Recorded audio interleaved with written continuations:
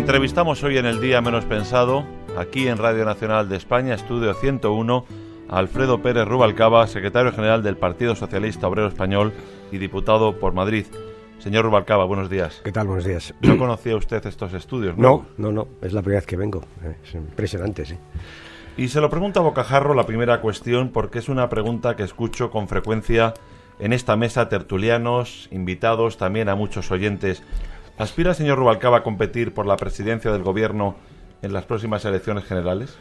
Tiene usted unos tertulianos bien peculiares, porque yo voy por la calle y nadie me pregunta eso. Fíjese, me preguntan por las pensiones, por la educación, por el desempleo, por su trabajo, por sus hijos. Pero por quién va a ser el candidato a la presidencia de gobierno del PSOE dentro de 3 años, no me pregunta nadie. Ni yo mismo me lo pregunto a mí mismo. ¿Qué tertulianos tengo? ¿Qué tertulianos tiene? Están con nosotros ustedes. Por eso os lo digo, para ver si les provoco. Bueno, primero quiero pedir disculpas por mi voz. Es que tengo hoy un catarro espectacular y me cuesta hablar. O sea que pido disculpas a quien nos esté escuchando porque ya me he levantado fatal. Si su partido es alternativa de gobierno, es natural que los ciudadanos quieran poner cara a esa alternativa. ¿Cómo valora el deterioro de su valoración como líder de la oposición que dan las encuestas? La última, la publicada por el diario El País este pasado fin de semana. Mire, las encuestas hay que mirarlas, por supuesto. Últimamente debo decirles que no aciertan mucho. Recuerdo que en Cataluña acaban de darse un batacazo fenomenal. Por tanto, sucede siempre que hay unas elecciones distantes que las encuestas pues tienen son más, digamos, más discutibles, ¿no? Yo creo que nuestro trabajo, esencialmente el mío y el del Partido Socialista, es recuperar una credibilidad que sin duda perdimos en los últimos años de la legislatura anterior, cuando no supimos resolver el tema de la crisis. Eso nos obliga a plantear alternativas, y una alternativa a la crisis no se hace en un mes, ni en 2, ni en 3. Por tanto, tenemos que combinar la oposición al gobierno, una oposición que tiene que ser responsable, sensata, dura y firme a la vez, y tenemos que poner encima de la mesa alternativas, y en eso estamos trabajando. Hay que darnos un poquitito de tiempo y hay que, sobre todo, hacer mucho trabajo y mucho esfuerzo, porque la gente ciertamente está todavía muy enfadada con el Partido Socialista. Pero los datos son los datos. Los datos no han sido buenos en las elecciones gallegas, los datos no han sido buenos en las elecciones catalanas, los datos no han sido buenos en las elecciones vascas. Por mucho menos, los socialistas europeos hablaban en los años 90 de un Big Bang, de una gran explosión. Se ha dejado usted 2. Ha hecho 3 elecciones, pero hubo 5 después de las generales. No sé, seguramente no recordaba usted que hubo unas andaluzas y unas asturianas donde sí fueron buenos. Por tanto, ha habido 5, en 2 nos salieron las cosas razonablemente bien. No ha sido intencionado, Seguro, ¿no? Si lo sé. No ha sido intencionado. Estoy convencido, pero en fin, hay que ver las cosas en su justa perspectiva. Ha pasado un año. Yo creo que el PP se ha deteriorado muchísimo por sus políticas. En fin, supongo que las analizaremos ahora. Pensiones, educación, empleo, que ayer tuvimos unos datos desastrosos, sus políticas de privatización sanitaria, todo eso está creando su política educativa, un gran deterioro, y creo que al Partido Socialista tiene todavía que hacer un proyecto alternativo para que nos vean como tal. Y eso, repito, no se hace en una tarde. Uno no hace una ley hipotecaria en una tarde. Nos ha costado 1 año hacerla. Ahora la estamos defendiendo. Uno no cambia algunos elementos de la política fiscal si quiere hacerlo en serio en unos meses. Tenemos que pensarlo bien. Todo eso lo estamos trabajando. Por tanto, estamos combinando 4 tipos de cosas. Primero, preparando una alternativa de fondo. De fondo quiere decir alternativa a una situación muy delicada, de crisis muy profunda que tiene la sociedad española. Segundo, estamos poniendo el partido a punto, que es muy importante. La gente tiene que salir a la calle, tiene que volver a conectar con los ciudadanos, y eso exige un cambio de mentalidad de un partido que lo ha pasado muy mal en los últimos tiempos, y en eso estamos. En tercer lugar, estamos haciendo oposición, que hay que hacerla. Son las 3 cosas fundamentales. Y en cuarto lugar, y no es menos importante, estamos tratando de recuperar contacto con sectores sociales con los que lo perdimos en los últimos años de la crisis, en los últimos años del gobierno de José Luis Rodríguez Zapatero, y eso también lleva su tiempo, tratando de recuperar lo que siempre ha sido el Partido Socialista, que es un partido en contacto con un sector social, los más desfavorecidos, aquellos a los que defendemos, aquellos que dan sentido a nuestra existencia como partido. ¿Cómo valora usted el vídeo difundido recientemente por un grupo de jóvenes militantes que piden perdón por los errores cometidos por el partido? Oye, el Partido Socialista tiene una cosa fantástica, ¿sabe qué es? La riqueza de su pluralidad, la capacidad de expresión de su gente. Pues todo lo que dicen los militantes me parece bien. Es más, yo tengo una línea directa con ellos y hablo permanentemente y me parece muy bien. Es un partido libre. Veíamos como Felipe González, el pasado domingo, estaba usted junto a él, dijo que el PSOE ha perdido la vocación de mayoría. Incluso le dijo usted en forma cariñosa, no se pase cuando le dijo alguna rectificación. ¿Está de acuerdo total o parcialmente con esta consideración, con esta puntualización? Yo creo que lo más importante del acto del otro día, esto de la vocación de mayoría está bien, que quién no va a tener vocación de mayoría, es evidente que hay que tenerla, y es verdad que un partido cuando se va a la oposición tiende, sabe, a achicarse, ¿no? Pero yo creo que lo más importante no es eso, fíjese, lo más importante es que pudimos reflexionar sobre lo que hemos hecho durante 30 años. Es verdad que no solo el PSOE, porque en estos 30 años ha gobernado también el Partido Popular, pero qué duda cabe que las señas de identidad de este largo periodo democrático, de estos 30 años, son socialistas. Porque es verdad que fuimos los socialistas los que pusimos la educación obligatoria hasta los 16 años, los que hicimos el sistema de pensiones, los que pusimos la sanidad universal y gratuita para todos los españoles, los que mejoramos el desempleo. Esos 4 elementos los que pusimos el sistema de dependencia, esos 4 o 5 elementos son los que constituyen el estado del bienestar. Y eso es justamente lo que el Partido Popular, con la coartada de la crisis, está intentando desmontar. Entonces, cuando ves a la gente en la calle protestando, cuando ves las manifestaciones, aquí ahora en Madrid, por ejemplo, para evitar la sanidad, la privatización de la sanidad, lo que estás viendo es a los ciudadanos que están intentando evitar que el Partido Popular desmonte aquello que durante 30 años hemos hecho los socialistas, que es la creación de un Estado social, y no solo los socialistas, pero fundamentalmente los socialistas. Entonces, ¿qué sentido tenía el acto del otro día? Pues recordar eso, recordar que lo hicimos, y recordar que con la misma firmeza con la que lo hicimos en momentos muy difíciles, tenemos que defenderlo en estos momentos que también son difíciles para España. Usted, sin embargo, le contestó hablando de un radicalismo reformista. ¿Eso qué es exactamente? Radicalismo reformista. Eso lo que quiere decir es justamente lo que le decía al principio, y es que el Partido Socialista tiene que plantearse a fondo algunas cosas. Le pongo un ejemplo, que es la reforma fiscal. Es evidente que nuestro sistema fiscal ha ido poco a poco haciendo aguas. Sabe usted que se deterioran los sistemas fiscales, entre otras cosas porque quien tiene abogados y asesores fiscales inteligentes acaba encontrando agujeros en toda la fiscalidad, por muy robusta que la fiscalidad sea. El hecho real es que entre las reformas que se han hecho, hoy el sistema fiscal nuestro es poco eficaz. Y la prueba es que cuando nos comparamos, por ejemplo, con países que tienen la misma estructura fiscal, tenemos 6-7 puntos menos de presión fiscal, lo que quiere decir que nuestro sistema no recauda suficiente. Hay fraude, pero además hay ineficacia. Hay que cambiarlo. Y cambiar el sistema fiscal en su totalidad no es sencillo. No es poner un ajuste aquí, un impuesto más, uno menos, no. Hay que cambiar el sistema fiscal en su totalidad y eso exige una revisión radical. Eso es lo que quise decir. Quise decir que nuestro proyecto alternativo no puede ser un proyecto más, no puede ser un proyecto electoral al uso. Tiene que ser una revisión profunda de muchas cosas porque la sociedad española está en una crisis muy profunda, institucional, social, territorial, que nos va a obligar a hacer una revisión parecida a la que hicimos en el 82, que tiene elementos distintos, no partimos de cero, y que tiene un elemento fundamental que le decía antes. Oiga, durante 30 años hemos construido un sistema, un estado del bienestar, un estado social en España, los socialistas, que el Partido Popular se quiere cargar. Y eso es lo que vamos a tratar de defender. Eso es lo que están defendiendo los ciudadanos en la calle. O sea, que no era solamente... Veo que mi voz, a medida que pasa el programa, lejos de mejorar, empeora. Está tomando usted un café con leche, si pero nada, le ponemos café. Unas gotitas de miel. La miel es muy buena para la voz. Ni miel ni café, me temo que esto solo se arregla con un par de días de cama. Le presento a mis tertulianos, que usted ha saludado cuando entraba en este estudio 101, Javier Valenzuela, Manuel Marín y nuestra compañera Chelo Aparicio, que se encuentra en nuestros estudios de Radio Nacional de España en Bilbao, a los que usted conoce muy bien, y también a nuestro jefe del área de Radio Nacional de España, Marcelino Blanes. Marcelino, buenos días. ¿Qué tal? Un saludo, muy buenos días. Será Javier Valenzuela quien comience la ronda de preguntas, si a usted no le importa que entren en conversación. Para nada, en absoluto, estoy encantado. Porque a las 10 tiene que estar hoy en el INEM. Sí, las complicaciones burocráticas son notables. Las administraciones se suceden y en vez de simplificar los trámites administrativos se complican. O sea, a la tradicional presencia física y el papeleo ahora se añade el Internet. Pero no para resolver las dos anteriores o sustituirlas, sino para complicarlo más. O sea, tengo que estar a las 10. Así que, si me permite, señor Rubalcaba, iré directamente. Le escucha usted la palabra proyecto. El Partido Socialista tiene que construir un proyecto alternativo y está en ello y le alegra mucho. Bienvenido al club. porque yo recuerdo la discusión que tuve con usted en la última copa de Navidad en la Moncloa, sería el año Navidad de 2010. El gobierno socialista había aprobado en mayo de 2010 un giro espectacular en su política económica y social, y usted me decía, no hay políticas alternativas, Javier, a las dictadas por Bruselas, Frankfurt, Berlín, los mercados financieros. Tenemos que hacer austeridad, austeridad, austeridad, recortes, recortes, recortes. No hay políticas alternativas.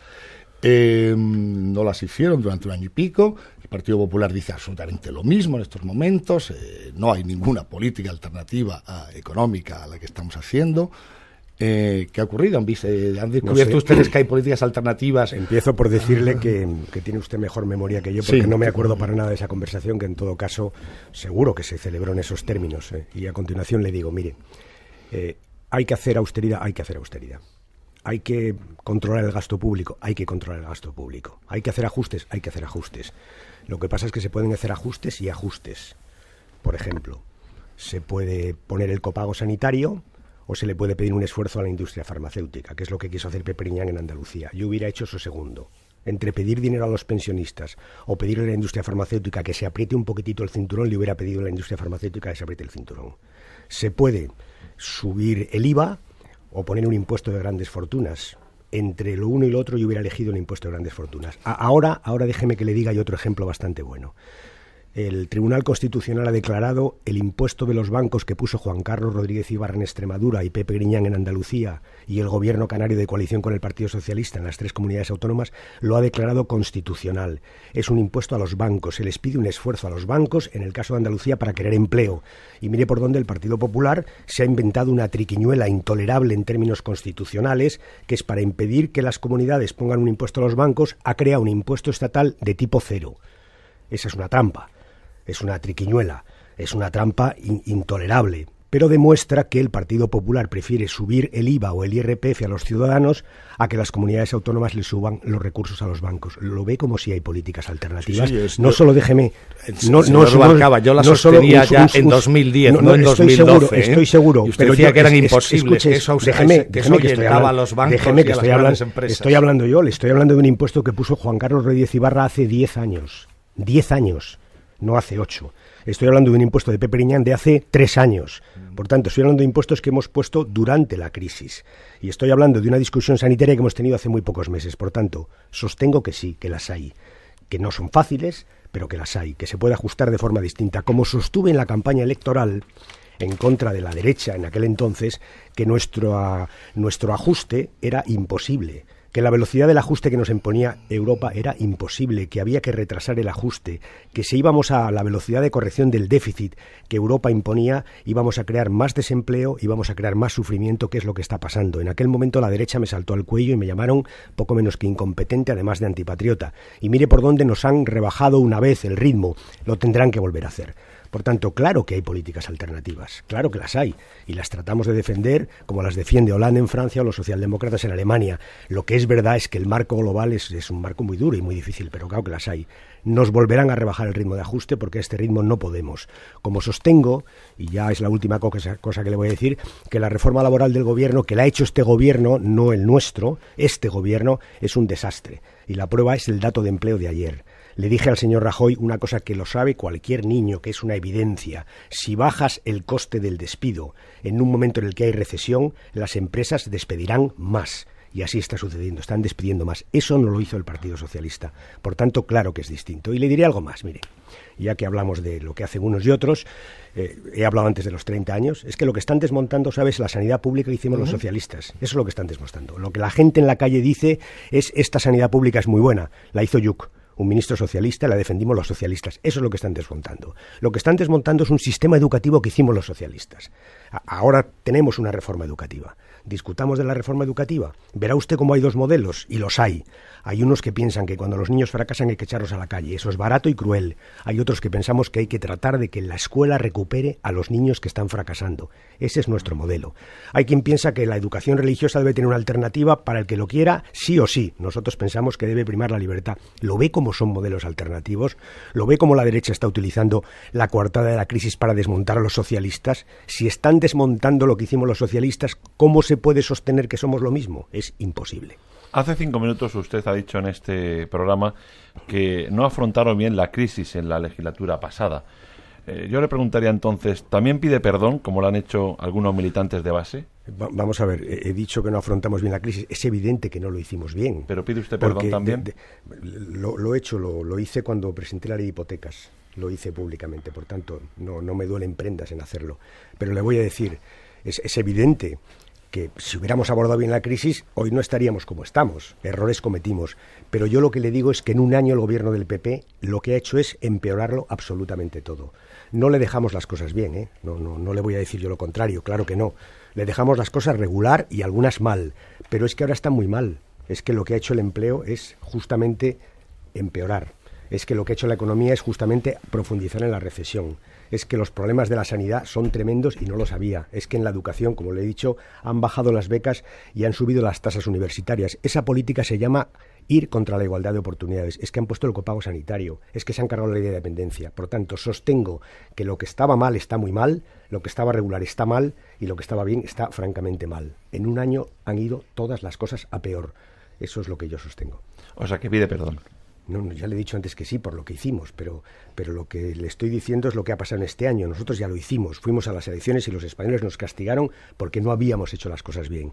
Y cuando presenté la ley hipotecaria dije, no hicimos una ley en su momento, hay que cambiarla. Hemos estado un año preparándola y ahora estamos con un proyecto de ley que creemos que es mucho mejor que las chapuzas que está haciendo el gobierno. Y fíjese, nos hemos sentado con el gobierno. Le dije yo al señor Rajoy en un pleno parlamentario, antes de que empezara el sufrimiento que hemos tenido todos con el tema de los suicidios, le dije, vamos a sentarnos porque aquí hay muchos problemas sociales. Y tenemos un proyecto de ley. Un proyecto de ley que, fíjese, es bastante fácil de entender. Lo que trata es de equilibrar las relaciones entre los bancos y los hipotecados. Y lo que trata fundamentalmente es de establecer un proceso de negociación. Cuando alguien no puede pagar una hipoteca, antes de que le ejecuten y le echen de su casa, hay que establecer un proceso de mediación para intentar que los bancos y el que no puede pagar busquen una fórmula mejor, porque es verdad que la situación económica que hay ahora no es la que había hace 2, 3 o 4 años cuando firmó la hipoteca.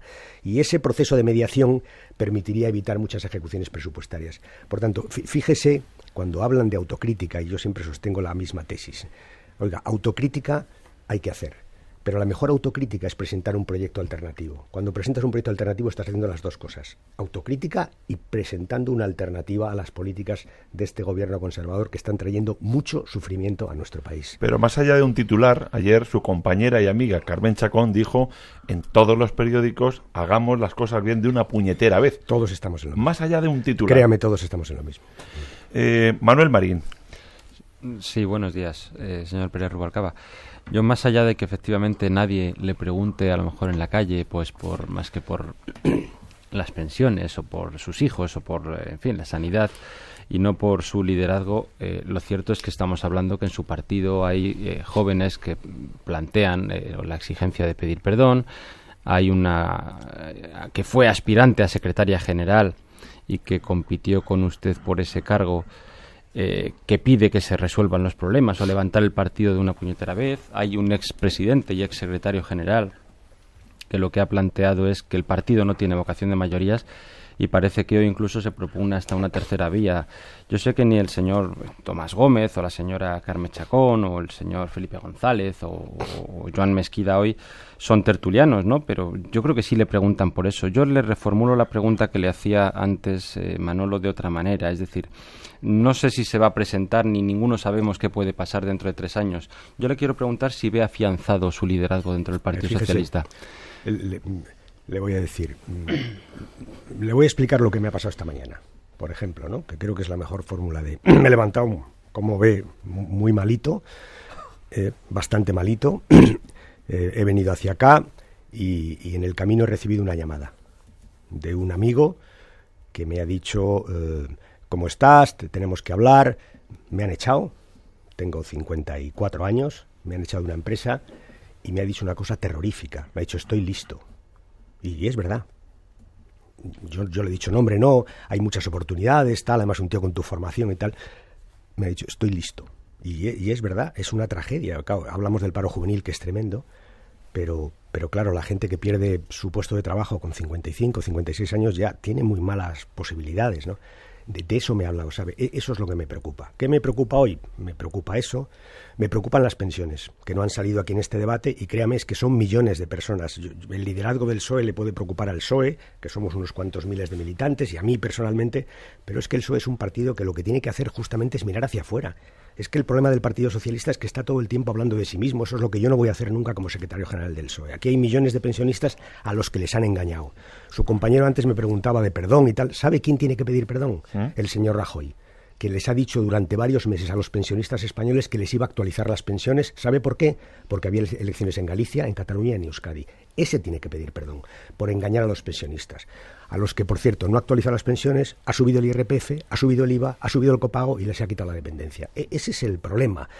Y en eso estamos, créame. Estamos en hablar de lo que pasa fuera, porque el partido es esencialmente un instrumento al servicio de los ciudadanos. Luego nosotros ya elegiremos, ya votaremos, ya hablaremos. Por supuesto, faltaría más, y yo soy el más discutidor en el mejor sentido de la expresión. Pero créame, lo que me preocupa hoy es lo que pasa afuera, porque España está sufriendo mucho y el Partido Socialista no se puede permitir el lujo de seguir hablando de sí mismo. Tiene que hablar de los demás.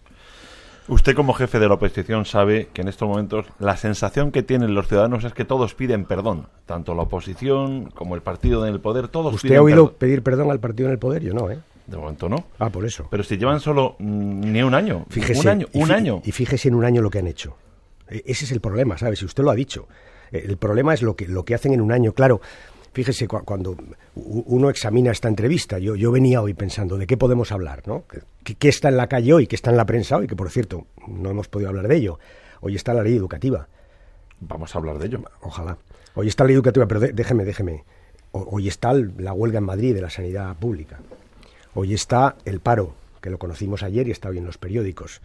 Hoy tenemos los restos todavía de una amnistía fiscal de la que no hemos hablado, pero que seguramente podremos hablar.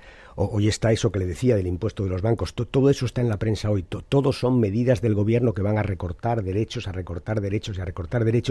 con un objetivo, repito, el utilizar la crisis como coartada. ¿Y por qué digo la coartada? Le voy a poner un ejemplo que antes se lo decía Javier Valenzuela. Claro, uno puede imaginar una reforma educativa. Quiero mejorar la educación, faltaría más, hay que hacerlo. Porque hace falta mejorarla por la crisis, faltaría más.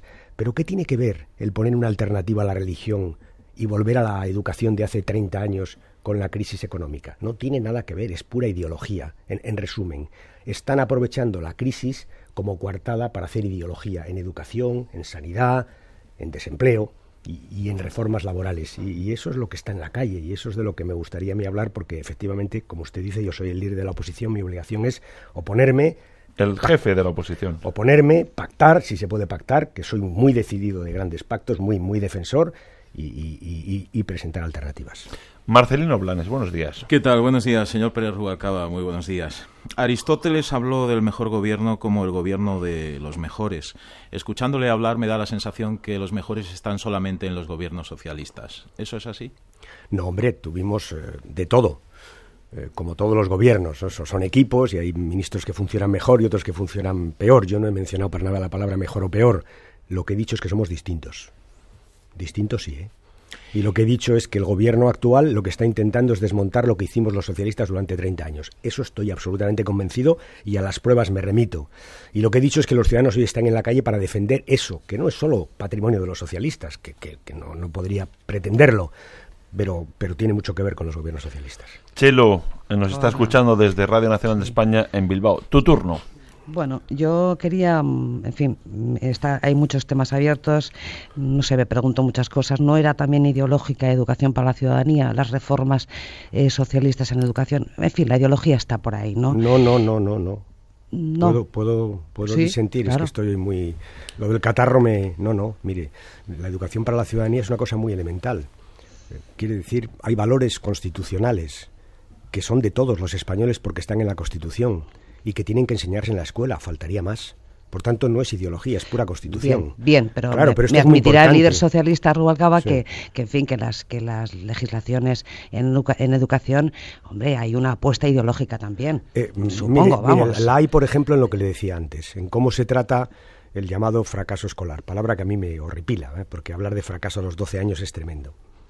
Ahí sí, ahí es verdad que hay ideología. La derecha siempre ha decidido hacer reválidas y echar a la gente que no vale fuera a otra rama del sistema educativo o a la calle. Esa es una fórmula de ver las cosas. Nosotros no. Nosotros hemos creído que había que invertir en educación y tratar de no segregar. ¿Sabe por qué? Porque cuanto más abajo se segrega, más dificultades tiene la gente que viene de origen humilde para salir adelante. Ese es el problema, es que la segregación situada muy abajo en el sistema educativo lo que hace es provocar una fractura social o una división social o impedir que la educación cumpla uno de sus papeles, que es justamente que la gente recupere el atraso que a veces viene del propio entorno familiar. Por tanto, ahí sí hay ideología, ahí sí. Ahora en educación para la ciudadanía lo niego completamente. Con respeto, en fin, entiendo que es un debate muy largo, pero si me permite le voy a hacer una pregunta concreta. Adelante.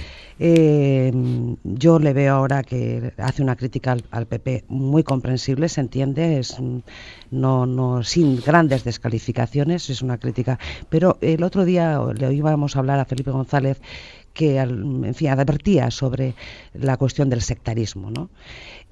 Sin que nadie se libra del sectarismo, pero ¿no cree usted que se abusó desde el socialismo en el poder de la estigmatización del adversario, de la descalificación ad hominem del ADN de la derecha, la genética del PP, la negación en suma de su raíz democrática? Es una pregunta.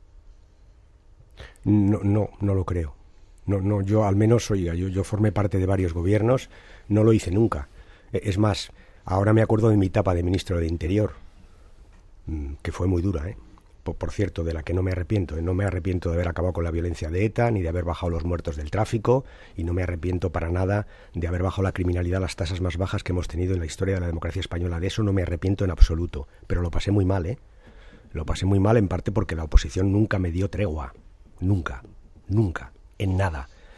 Y yo llevo un año en la oposición, Y usted ha visto mi política antiterrorista, sí, y recuerda la de antes. Por tanto, nunca he negado legitimidad democrática a la derecha, nunca. Lo que he sentido... pero es que yo he sido ministro de un gobierno, y en un tema tan importante como es Interior, lo que he sentido es la soledad en la que la derecha me ha dejado en muchas ocasiones. Eso sí. Y no lo he pagado con la misma moneda, ¿sabe? Lo he dicho muchas veces, no vamos a hacer lo mismo que nos hicieron ellos. No lo vamos a hacer. Pero yo no niego legitimidad democrática a la derecha, jamás lo he hecho. ¿Cómo vas a negar legitimidad democrática a un partido que tiene millones de votos? Es un disparate, no lo he hecho jamás. ¿Cuál es en particular la posición del Partido Socialista respecto al modelo de educación lingüística que el señor Wert propone para las comunidades con lengua propia? Yo creo que primero, creo que el problema de la educación española no es el de la lengua. De hecho, los estudiantes en Cataluña tienen los mismos resultados en castellano y en catalán. No es el problema. Yo creo que el señor Wert ahí sencillamente ha ido ahí sí que sí a hacer una batalla que probablemente tenga un cierto sentido táctico, porque hoy estamos discutiendo de la lengua en Cataluña en lugar de discutir de otros problemas que son muy importantes, de la segregación educativa, de las reválidas, del tratamiento privilegiado que da la ley a los conciertos y por tanto a la enseñanza privada, en un momento en el que todo el mundo reclama austeridad. Mire por dónde se le pide austeridad a todo el mundo menos a la escuela privada. Esto llama la atención. O de la educación para la ciudadanía, como decía Chelo, o de la religión, que repito que es un problema que ya teníamos resuelto en la escuela y que ahora vuelve a resurgir, de ese giro conservador que quieren darle a la educación. Esos son los temas de fondo y de esos es de los que creo que tenemos que hablar. Le recuerdo que además de ministro ha sido profesor universitario, hace tiempo, pero profesor universitario de químicas. Y lo soy, todavía es mi puesto de trabajo, lo que pasa es que es verdad que lo tengo muy olvidado, sí. ¿Y sigue haciendo deporte? Aquella barrera, ¿se acuerda usted cuando corría aquella media? ¿Cuánto era? ¿9? No me acuerdo. No, 9, ojalá, Dios mío. 10 como algo, ¿no? 10,9, que bajar de 11 tenía mérito, 10,9, ¿no? Mérito. Pero no, el deporte está muy olvidado. ¿Considera apropiada la espantada del gobierno catalán ayer en la conferencia sectorial? Esto está en los periódicos, Sí, evidente. Está en los periódicos. Sí, yo no lo hubiera hecho. Yo creo que los socialistas nos quedamos. Los gobiernos socialistas... Me parece que había 2 consejeros socialistas, 3, porque el vicepresidente canario es un gobierno de coaliciones socialista y creo que estuvo.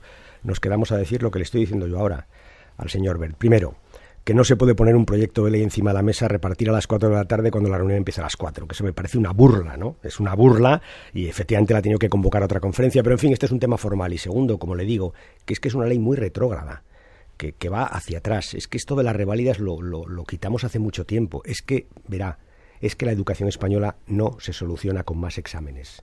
no se soluciona discriminando a los alumnos que van mal. Esa no es la solución. Es al contrario, fíjese. La solución es al contrario. Es echar una mano a los que van mal, recuperar a la gente, que eso es lo que hacen los grandes sistemas educativos del mundo. Ahora se habla mucho de Finlandia. Vamos a ver el sistema educativo finlandés. ¿Por qué no vamos y lo copiamos? Yo le propondría eso al señor Wert. Yo reconozco, señor Rubalcaba, le estoy escuchando atentamente, que su discurso está bien trabado, está bien articulado, pero hay un problema. Lo que ocurre es que parece que no está calando en el electorado. Déjeme tiempo. ¿Más? Déjeme tiempo, que llevamos un año en la oposición. Déjenos tiempo.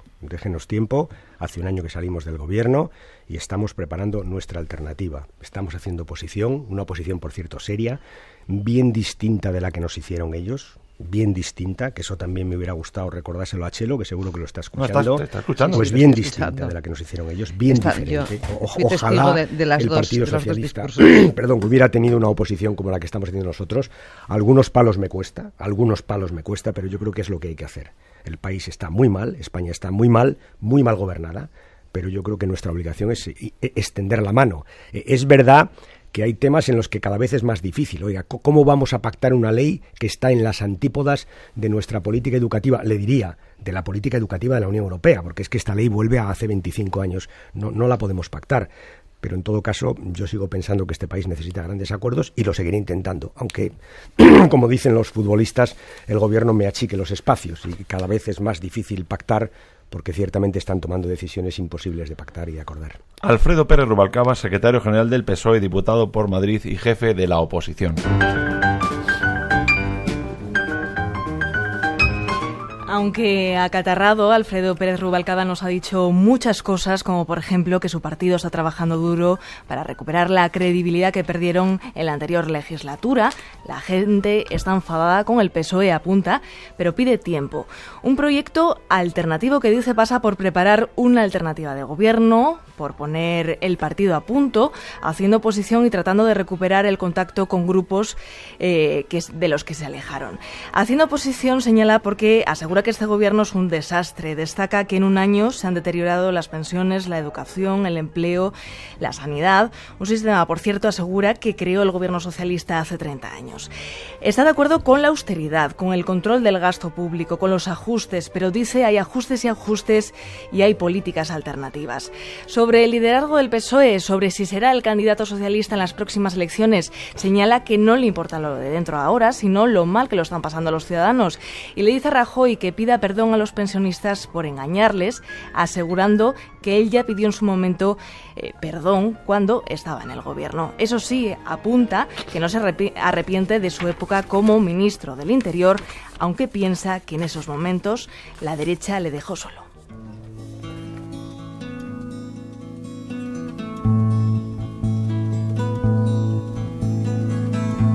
If you could read my mind, love, what a tale my thoughts could tell.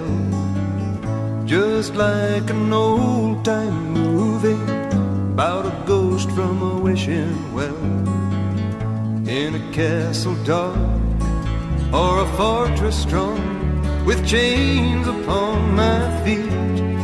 La primera entrevista que yo le hice en el año 83, me pidió usted una canción de Mecano, ¿lo recuerda? No, pero... Estaba usted en Vitruvio, con Carmina Virgili. De esa entrevista, si se acuerda.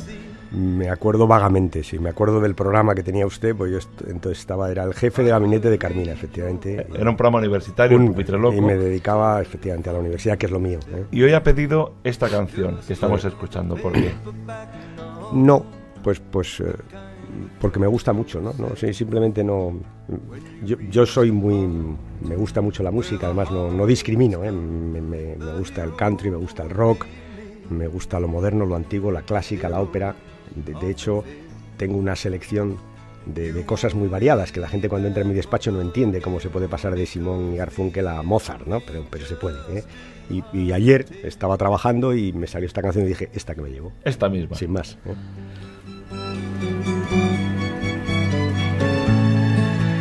Alfredo Pérez Rubalcaba, secretario general del PSOE, diputado por Madrid y jefe de la oposición. Ha sido un placer.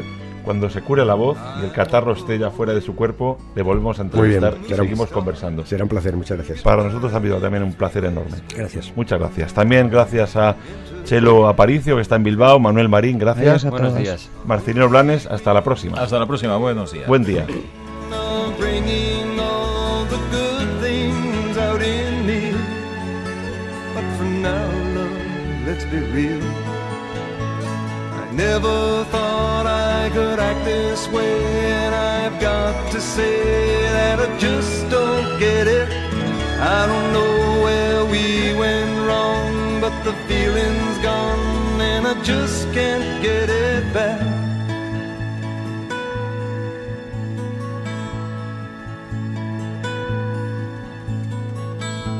If you could read my mind, love, what a tale my thoughts could tell.